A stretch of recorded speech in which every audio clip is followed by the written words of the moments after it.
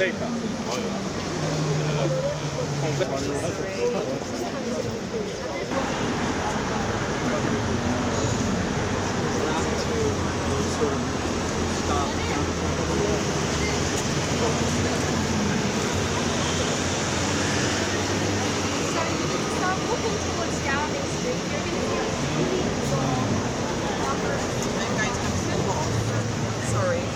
I'm not leaving my husband any longer.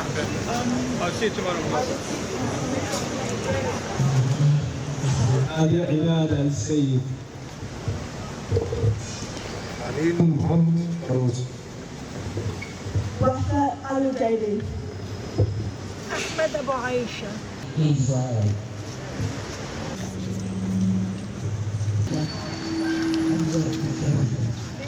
الرفيق. Hi, my name is Faisal Ali. I'm a journalist. I came down to today's Vigil to show solidarity with Anas, Mohammed and the other journalists who were killed a few days ago by an Israeli strike. I just want to begin by saying that I, like a lot of people in my industry, was shocked by the news, to be honest. Not surprised, but definitely shocked. Anas was the face of Al Jazeera in Gaza, bringing live reporting under really difficult circumstances, day in, day out, for over 2 years of a genocide. I just remember I read his last message that from the day that he was born and raised in the streets of Jabalia to now, he loved his country, he loved his people. What he wanted to do was to be their voice, and I thought he successfully did it, and he inspired a lot of people. So for me and for other journalists, I think we were moved not just by his work and his integrity, but also by the shock of his death, his untimely death. I've been shocked by the way that some people have demeaned the work of a lot of Palestinian journalists who have been there for a long time showing us. In addition to the fact that loads of videos obviously have arrived throughout the last 2 years to our phones. Every single night, I think we've all seen shocking clips, babies' limbs blown apart, tents which have been attacked, so on and so forth. I think the turnout today has been really good. First and foremost, I want to kind of stress that a lot of journalists do care about it, that they're moved by what's happened, but obviously some legacy institutions haven't done their job appropriately, showing solidarity and respect for colleagues who've been murdered in broad daylight. One of our fellow colleagues is going to lead funeral in absentia in a Muslim practice, which hasn't been done for any narrators according to Saleh, unless if it's a high-profile Muslim following our Prophet Muhammad traditions, and there is no high-profile people should be honored like our hero journalists killed for the truth in Gaza.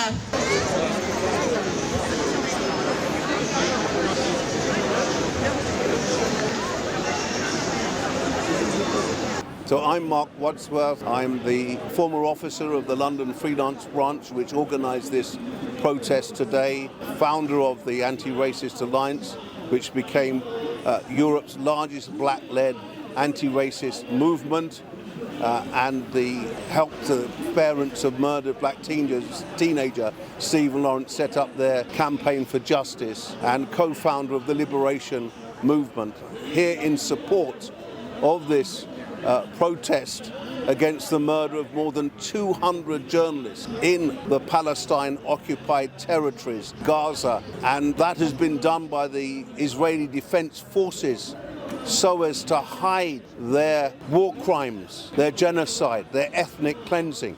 They've banned international journalists from reporting on the ground, and now they're murdering Palestinian journalists in particular who have been brave enough to stay there and report despite the threat of being murdered. Well, I'm sad to say, as someone who trained at the BBC in the early 1980s, that it's become the British Bias Corporation. It is the voice of the genocide-supporting British government, and I'm saddened that some colleagues who are journalists who don't support that policy have to work there under massive pressure from management, including a Zionist member of the governing body who is influencing editorial policy and should be removed. That's someone called Gibb.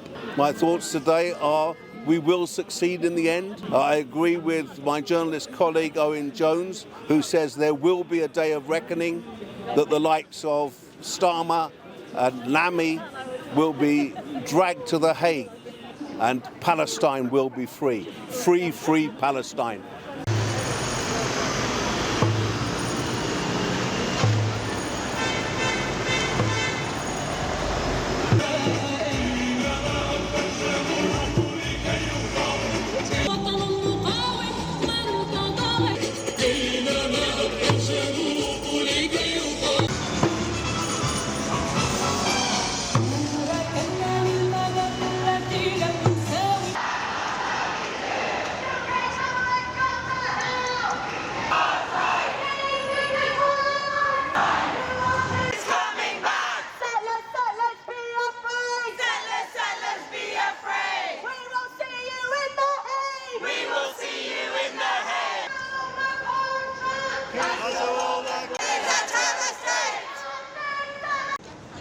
We are here today to say not in our name.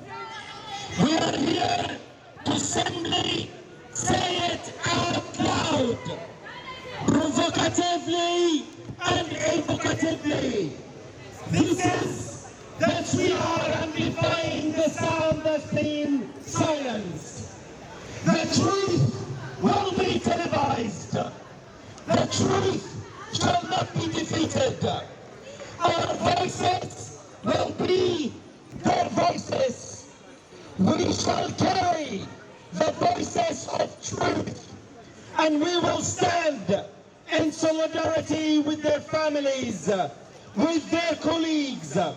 These journalists, their family have been murdered, silenced in the middle of the night. Their name and their stories will be heard for many years to come, and we shall carry on the message.